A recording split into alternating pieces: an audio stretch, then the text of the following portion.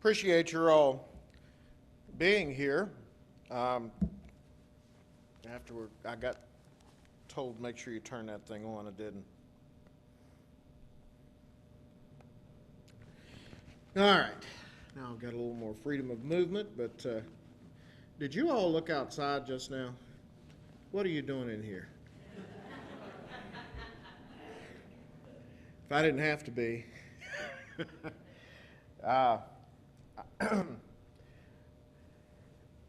There are a number of things I could say before we get started, but I'll just tell you one thing. I've been showing everybody I've got an infection in my arm. My left arm looks like Popeye's. And somebody asked me how I got it. I guess I should tell them since only one arm, I ate half a can of spinach. And that's what happened. But anyway, I'm looking for all the sympathy I can get, I guess, if this doesn't go as well as it might. I'm going to try to be brief, which is a good thing at 3:15 or 3:20, as much as possible. Today we're going to be taking a look at 1 Corinthians chapter 10, that portion that Glenn didn't cover, at least. And the study, as I've titled it, is Idolatry and Ethics. It could be stated that every doctrine and belief, every association with an individual, even simple affirmations, propositions, comes with a potential ethical dilemma. And not just what to do and what not to do, but even in cases of what to do, how far to go. Someone has properly observed that the Old Testament law of Moses not only gave us the things that needed to be done on account of transgression of the law, but also limited it. And that perhaps was the biggest difference between it and the pagan laws of the same era. For instance, Deuteronomy chapter 24 and verse 16. The law explicitly stated that in cases of murder, you were not to take vengeance on an entire family. You could not indulge in vendetta-type justice where someone has wronged you and you say, I'm just simply going to wipe any memory of them off of the face of the earth, which was a law, incidentally, that was cited in 2 Kings chapter 14 with Amaziah, who killed his father's murderers, had them executed, but not their family. That's an interesting verse because it flies in the face of liberals who tell us that Deuteronomy was not in existence at this time, yet it cites the principle of Deuteronomy in that law. What about 1 Corinthians chapter 10? Well, 1 Corinthians chapter 10 discusses idolatry extensively. And we know from this text, as well as from others, that the service of idols is not only sinful, but extraordinarily foolish. But as we say today, concerning those who oppose it, how far do we take that? How far do we take that against the principle of idolatry and against the idolater himself? It actually follows some principles that have previously been raised in 1 Corinthians chapter 8, including the following. Number one, that the idol is literally a nothing. Some of you have maybe read both Old and New Testament. An idol described as, quote, a vain thing. Literally, that is a nothing. An idol is a nothing. Second, that spiritual purity trumps personal liberty. And third, that personal liberty may be the undoing of another. Now, in the process of this chapter, in the process of this study, we'll notice how that this discussion is broadened to cover other topics, and then by principle, ethical decisions that are made today that might have very little to do with the specific topic of idolatry. But first, in verses 14 through 22 or so, 14 through 22, 1 through 13 or so, he's talking about the first half of the chapter.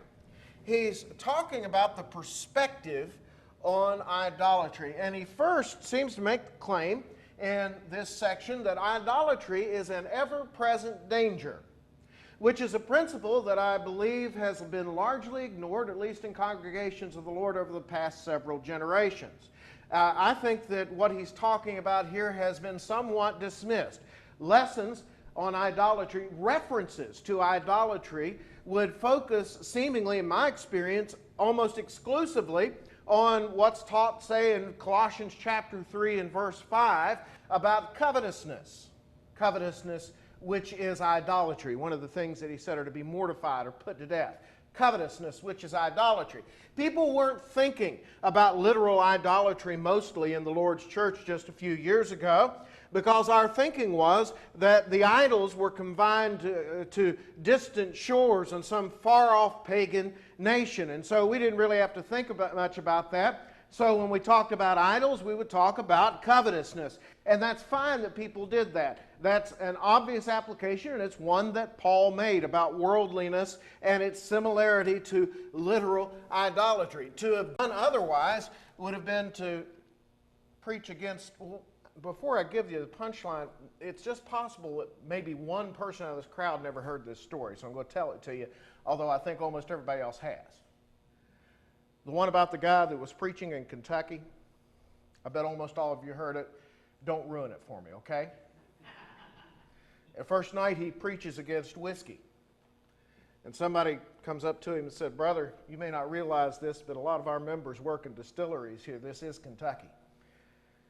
Next night he preaches against smoking. Somebody said, "Brother, you may not realize this, but a lot of our members raise tobacco.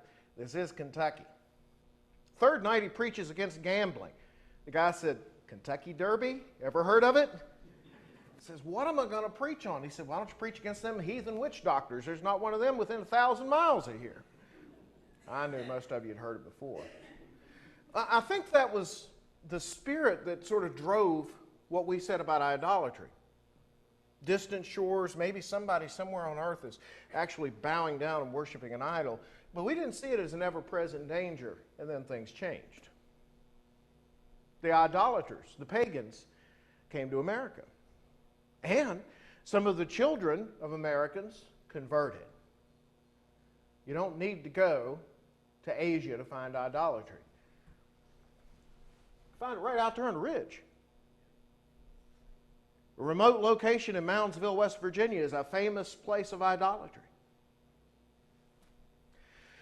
So while it might not have been dismissed, I would say it's been this more literal, more virulent form of idolatry has at least been de-emphasized. And Paul says it's an ever-present danger. And I believe that some things in this chapter will help us to understand why it's a hard fire to put out. Now, along with that, I want you to notice that in 1 Corinthians chapter 10, in his discussion of idolatry, that he gives us some reasons why that idols are not worthy to be served. But before he does that, he's going to talk about the relationship between, or as he does that, I should say, he's going to talk about the relationship between idolatry and its connected sins. And I think those are important, and there's some principles there for you as well. All right, looking at the text, he is going to discuss first the baptism in the wilderness. That's been a source of problem for some people, and it has been misinterpreted by some others, I think perhaps even deliberately. There are those out there who cite the baptism in the wilderness, the baptism in the cloud and in the sea, supposedly as proof that New Testament baptism might be a sprinkling, a pouring, or I would argue a walking through dry ground, since that's what they did going through the Red Sea, if in fact that's correct, or that its purpose isn't delineated. And to make that argument, it ignores the use of a metaphor in general, and this one in particular. Because far from showing us the New Testament baptism is similar in every respect to the baptism in the cloud and in the sea, what he is doing, the way he's writing, presumes that both the reader and the writer have all been immersed for the remission of sins. And if you could argue that because Israel had a typical or a type baptism, that means that New Testament baptism, the laws and regulations of it, are not reliable, you could just as easily argue that since Moses was a type of Christ, we don't really have to follow Christ. It would be just as valid, or to say we could follow some other lawgiver. That's nonsense. And it's obviously nonsense. Now, the reason that he cites this, they were all baptized in the cloud and the sea, was not, as might be tempting to presume, because there are four things that he says all participated in the baptism, the cloud and the sea, the eating of a spiritual food and the drinking of a spiritual drink. It might be tempting to say this is talking about the common salvation experience of all Christians, like Ephesians 4 does. And that would miss the point. It's true that all of those folks in the wilderness had experienced those things, but his point isn't that. His point is that though they had all experienced those things, with many of them, the Lord was not pleased. Almost every version except for the Old King James reads, most of them. That's his point. The baptism and the cloud and the sea should have had an impact on them, and it didn't, or at least it didn't long enough. He's not talking about comparing the two ways of being baptized. It is probable that his extensive discussion of this baptism experience, along with various citations in this chapter regarding the Lord's Supper, is significant to the Corinthians. Why? It seems that a very early form of Gnosticism had influenced this church to the point that people were under the impression that, and I find this so ironic. Ready for this? If I've been baptized, and if I partake of the Lord's Supper regularly, I'm saved no matter what. Now, that's the doctrine of Gnosticism. According to the Gnostics, the enlightened, it doesn't matter what they do as long as they're enlightened. Of course, John argues against that successfully in 1 John very clearly. Whosoever commits sin transgresses the law. Sin is a transgression of the law. That's objectivity, where the Gnostics were teaching subjectivity. But I want to give you listen to those two examples. I don't know what it is about those two things. As long as I have been baptized and am partaking of communion regularly, I'm all right with God. That's what they thought in Corinth in 2012. In the first century. I bet some of you know some folks with the same theory today. They don't know they're Gnostics. And they are. Well, all right, that rock, he said. Now, you want to be careful in Old Testament examples saying, here's the spiritual application. Sometimes I think people go too far with these kinds of things. The four that are cited here, I think we're safe in saying were typical beyond the Old Testament narrative.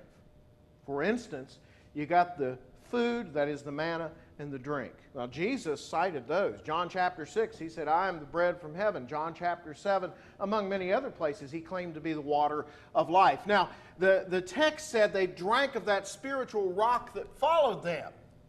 There was a Jewish tradition that had that rock from Rephidim actually literally following them about the desert and spouting out water occasionally like some ancient fire hydrant. And that isn't what was happening, and this is not a verification of that theory. What he's talking about when he says that rock was Christ, verse 6, is not that Jesus was in the rock, but that Jesus Christ, presumably in concert with the Father and the Spirit, on the occasion that Moses drew water from the rock, that water came from the rock by the grace of Jesus Christ. It's the same sense that you read in 1 Peter chapter 3 and verse 19. When Jesus went and preached to the spirits in prison, he did that through Noah. He gave them water through this rock. That was Jesus. Now, that was the rock of ages. And yeah, I think it is spiritually significant that our rock of ages was once upon a time back there at Rephidim providing water. And it's probably no coincidence that it was a rock. But that's how that works. Now, I haven't really gotten to the point of all this, believe it or not. Because the point is this. Most of them fell. People will contemplate those who have experienced extraordinary events in the Bible and then so quickly fall away. Oh, I do too. But here were a group of people, and this is what Paul's getting at. They have experienced the unthinkable. They have gone through a sea. Dry land. You'd think when you got done with that, your God could do anything, wouldn't you? You got thirsty, he gave you something to drink. You got hungry, he gave you food. Man, you'd think you'd do anything. And they fell away. And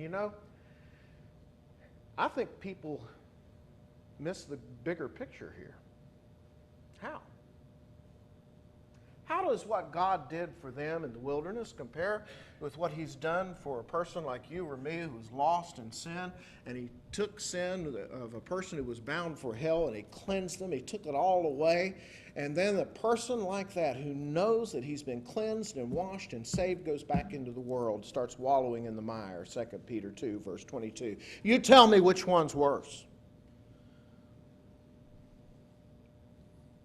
Now, in this chapter, beginning at verse 6,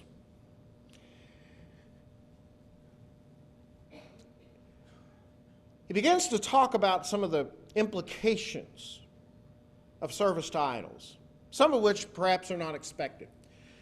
When you and I contemplate idolatry today, some of us don't move beyond in our thinking the idea of bowing down to an idol, or attributing to that idol characteristics that belong to Jehovah only. And that's a view that is incomplete to the point of naivete. Because it's the lure of idolatry that's under consideration here. And I said it's a constant temptation, a constant danger. There's a reason for that. Our view of idolatry, as I said a moment ago, is incomplete to the point of naivete. And he cites, now I want you to notice this in verses 6, 7, and 8. He cites lust, and we're going to talk about the word play in a moment, verse 7, which is from Exodus 32 and verse 6, and then fornication. Do you suppose that's a coincidence that those three things come one right after the other? Because I don't. Well, what's it have to do with that? Exodus 32 is the citation here. Let's see what it reads. If you go back to Exodus chapter 32 and verse 6, it's when Moses was coming down from Sinai. It is the golden calf incident. And it says the people, they sat down to eat and drink, and they rose up to play. The word play is probably about as far from innocent fun as anybody could imagine. Idolatry succeeds and thrives not because it makes a lick of sense, but because it invites men to debauchery. When Moses came down from Sinai, what the people were doing were probably, and in harmony with the local pagan religions, they were engaging in a number of nauseating sexual acts. It was utter and open perversion. That's what it means when it says they rose up to play. Now, if you again go back to Exodus 32, look at verses 17 through 19, or at least the first part. There are two other words that complete the picture. This is when Joshua says, there's a noise of war in the camp. Moses says, no, it's not the sound of those being defeated or of those who are victorious, but the sound of singing that I hear, and it also reads they were dancing. It does not give us a detailed description of their dancing. However, it may be hard to describe the difference between a dance that is not intended to elicit any sort of sexual feelings or have any sexual overtones and one that does, but we all pretty much know the difference when we see it. All I can tell you is they weren't having a square dance. Now the Bible also says, when he saw they were, this old King James language, they were naked. New King James reads unrestrained. ASV and ESV reads broken loose. Now, I'm not going to argue that they weren't unrestrained and broken loose. This is one case I think the old King James had it right. Now, the Hebrew word can mean either thing, naked or without restraint. But given the overall picture, knowing what I know about paganism, I think what he stumbled onto, really didn't stumble onto it, God told him to go down there, but what he came upon in their camp was about as low and as perverted a group of activities as you can imagine.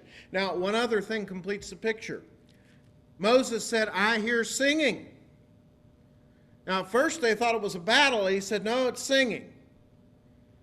Have you ever heard the singing of hymns at a distance? Probably many of you have. How many of you mistook that for a battle? It's different, isn't it? But you know what kind of singing, and it's hard to make out what's being sung, it's hard to make out even that it's a song, and it's a group of people who love to sing in public. Most people don't. Most people have restraints on that. You know, they're nervous about singing in public. They have to be asked to sing in public. But I'll tell you who doesn't. Drunks. Drunks love to sing in public. They'll get together in big groups and they'll just sing their little hearts out. It's hard to tell the difference between their singing and a battle. They were drunk. They were naked. Another word on naked I think I put in the lecture in the book was maybe the best explanation I can give you on that word is a southern colloquialism. I heard somebody say one time, there are two ways to pronounce the word naked in the South. One is naked and the other is naked. Naked just means not having clothes. Naked means they're up to something. Well, I think they were up to something. Now, that's one example from 1 Corinthians chapter 10. That's the connection between lust and idolatry. He takes it a step further. Remember, he talks about fornication specifically. I think in this, what we're seeing is a connection between idolatry and sensuousness in general. Sensuality.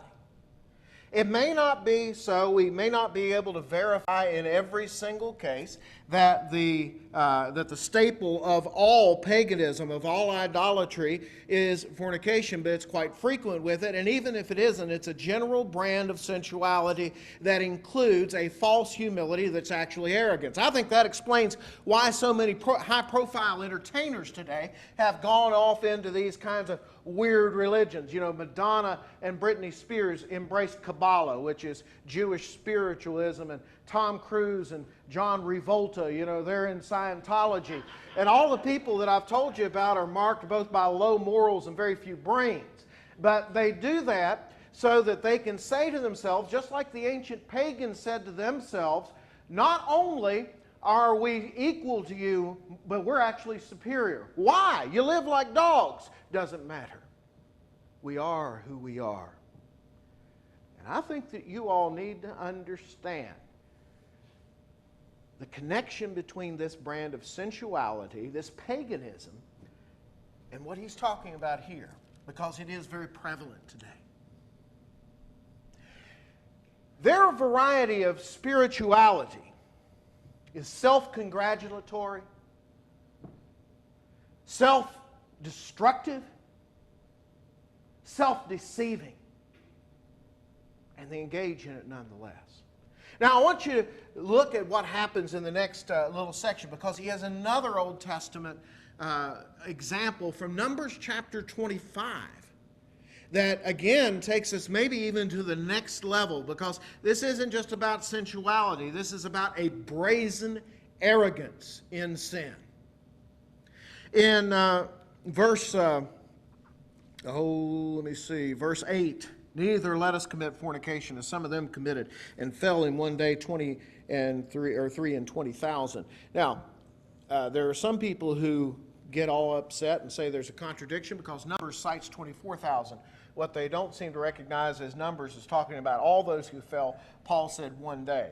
So there's no real discrepancy there, and both figures are rounded off anyway. But he's citing what happened with Balaam. And if you don't remember what happened in the aftermath of Balaam, and this is the part that's important. What happened in the aftermath of Balaam was this. The women of the United Countries of Moab and Midian were sent to tempt the Israelite men, and it worked. It worked like a charm.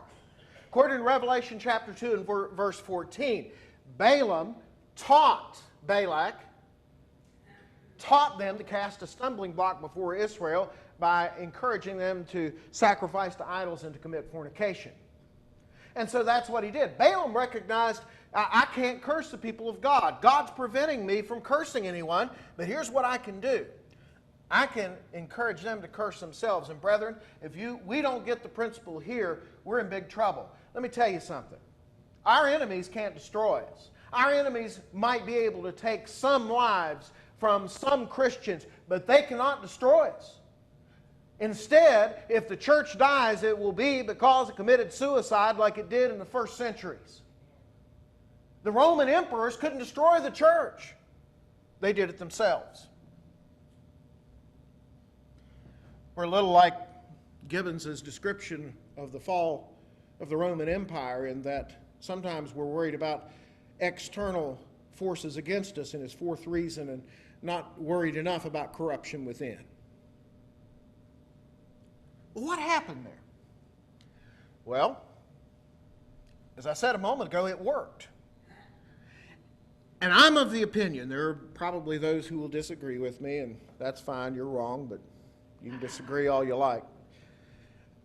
I personally think a very careful reading of this section, particularly involving an Israelite nobleman by the name of Zimri and his relationship with a Moabite woman by the name of Cosbi, is enlightening so far as the brazen arrogance associated with these pagans. What he did was he brought this woman, she was a princess / harlot, brought her to the tabernacle, brought her right by these people who were there weeping and asking God for forgiveness and asking him to take the plague away that was currently killing the people by thousands. He marches her right by, marches her into God's holy place. Now the Bible doesn't go into a great number of details here. And again, that's why I said you might disagree with me, but it tells us that the grandson of Aaron, Phinehas, goes in and kills them both with a javelin. Okay, here's what I think was happening. There are those who said he brought her there in order to marry her. I don't think a woman like her was interested in marriage. And I don't think he much was either. What I think he was doing was he brought her there to fornicate with her. Pagans often find their sin cute. And I think he wanted to show off what he was doing with this woman in front of everybody. And I believe that Phinehas killed them, and the most delicate way I can phrase it is in flagrante delicto, or in the act. I don't think it took 2 javelins. Okay, maybe you think I'm wrong. That's fine. What cannot be argued in my mind is that this spirit is prevalent today. What do you mean? I'm not talking about temptation such as we all face. I'm not even talking about those who have fallen, particularly with regard to sexual sin. There are people who do wrong things and are ashamed. They want to do better, and out of weakness they do wrong things again, and then they try and they think, I wish I could do better. Please God, help me to do better. Or if somebody comes to them, they'll hang their heads and say, I know I should do better. That's not what I'm talking about. To hear the pagans of America tell it today, they're being bullied. I guarantee you, if you listen to the news and you listen to the word bully 10 times, I'll guarantee you 5 times it will mean that somebody is telling a homosexual you can't do that. That's bullying in 21st century American vernacular. They're telling us that the morally upright are oppressing the libertines. And we're supposed to believe that. As though there's some locker room in some high school in America where the virgins are teasing the sexually active. Really? I was there, man. That's not how it goes. What color is the sky in their world? America's pagans are of the same moral fiber as their ancient brethren back with Midian and Moab. They're telling you, we will do exactly what we want. We will, or you will not object. We will do it publicly. We will have access to your children. And we are morally superior. That's what idolatry and sensuality and worldliness in general does to people. Now, because I said I would hurry, and so far I've not done a very good job of honoring that promise, I am going to hurry just a little bit and let you know that the rest of this section dealing with this perspective on idolatry includes the following. Well, Kaufman lists 5 principles that all come under the heading, I think, of a worldly attitude and of sensuality in general. And those include lust, idolatry, fornication, testing God, and complaining. Somebody says, what's the common denominator? These are all symptoms of a worldly attitude. And it ends with a couple of verses that sometimes we use in a very general way, which is fine. I don't think it's a misuse of either of these verses to use them in a general way. But notice they have a particular application to this study in particular. That's from the Department of Redundancy Department. And that is the following. Therefore, let him that thinketh he standeth take heed lest he fall. Does that count for America, who thought that the idols were off across the ocean someplace? Maybe so. And there hath no temptation taken you but that which is common to man, but God is faithful, who will not suffer you to be tempted above that you are able, but will with the temptation make a way of escape that you may be able to bear it. All right, time I have remaining. We need to talk about the ethical response to idolatry. Now, all these things we said certainly are true. Bad as I've said idols are, I think they're probably worse than I've said. Bad as the attitudes are, I think they're probably worse than I've said. But what of the ethical response to idolatry in verses 14 through 33? Well, the first section is a fierce denunciation of idolatry in general, verses 14 through 22. There is no moral justification for instance, engaging in idolatrous feasts. That constitutes fellowship with them.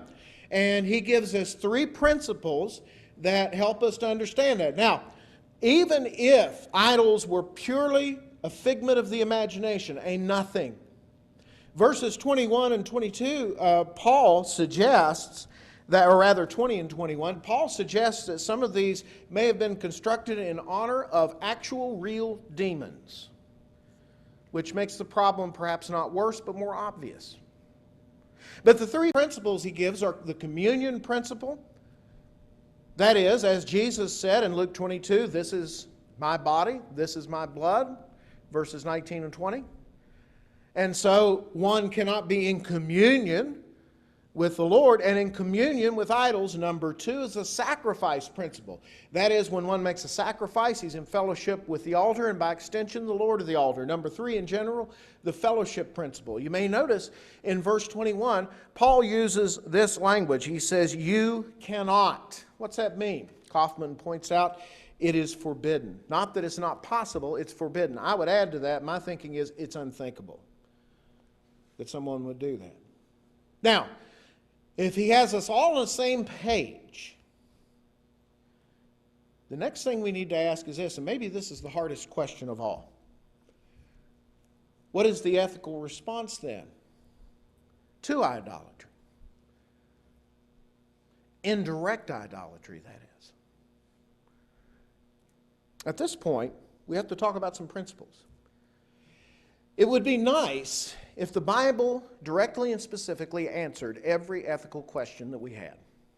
It would be nice. I'm not sure it would be good, because I can't imagine how big the Bible would have to be to answer every ethical question that every person ever had for 2,000 years. And sometimes people are disappointed in the Bible because it doesn't do that, and they say it doesn't have answers. Oh, yes, it does. It has all the answers. And maybe Paul was being sarcastic in verse 15 when he said, you wise men. Either way, it's still true. Wise men and wise women ought to be able, by viewing those principles, to come to some decent conclusions about things that are not subject to thou shalt and thou shalt not. Things like eating meat. Now, sometimes people mistake what I'm about to say for what they've heard called situation ethics. I want to make sure you understand the difference, because what I'm about to tell you concerning are 2 different ways of handling situations, but the primary issue is one that's morally neutral. That is, we're not changing something that God has said is right or is wrong. In this case, it's the eating of meat, and it's morally neutral. Not situation ethics at all. Well, what's he say about that meat? Verse 26, he says it belongs to God. Doesn't matter where it used to be. The earth is the Lord's and the fullness thereof. Okay, there's our answer. We can eat anything. We don't have to worry about where it came from. I've eaten a lot of meals in my life, especially when we were in college, Andy. I did wonder where it came from. That's not what he's talking about, though, is it? In fact, he explicitly says, don't ask questions, verse 27. What's that mean? It means you might be eating meat that has been sacrificed to an idol and then resold. Now, this principle is subject to reversal, however, because what if your host, verse 28, makes a point of telling you, I bought this was sacrificed to an idol. What do you do then? That changes things. Did it change the meat? No. Did it change your intent? No. But he has revealed one of two things. Number one, either it is religiously significant to him, or number two, he's trying to put you on the spot and he's challenging you regarding idolatry. Now, Paul does not say, he doesn't change the truth on the topic when he says you're not to eat under those circumstances, does he? The earth is still the Lord's and the fullness thereof. I would also say this in a similar way. Many Christians that I know have refrained from eating a meal in a church building. That's fine. I'm talking about those who think it's okay, have refrained. That's fine. We're not going to change the truth on that. Even if we're not eating in a building, we still need to tell the truth that principle isn't in the Bible. You understand what I'm saying? We can say we'll eat somewhere else so that people aren't bothered, but we're not going to change Bible doctrine to suit that false idea that the building is holy. Can't do that. Now, having brought up that topic in such a volatile way, let me show you how these principles work, in my opinion. How that we can apply these things. You know, in our Bible classes over the years, various times, I'm sure everybody in here who's a gospel preacher or maybe taught a Bible class has had somebody ask questions like this at one time or another. And I've come across some people who are very adamant about things like this. We shouldn't eat in a place where they serve alcohol. That gets discussed in a Bible class. I think this is the principle at hand here. How so? Well, my answer has always been, I think I know the difference between eating a meal in a restaurant that serves alcohol and eating a meal in a bar that serves food.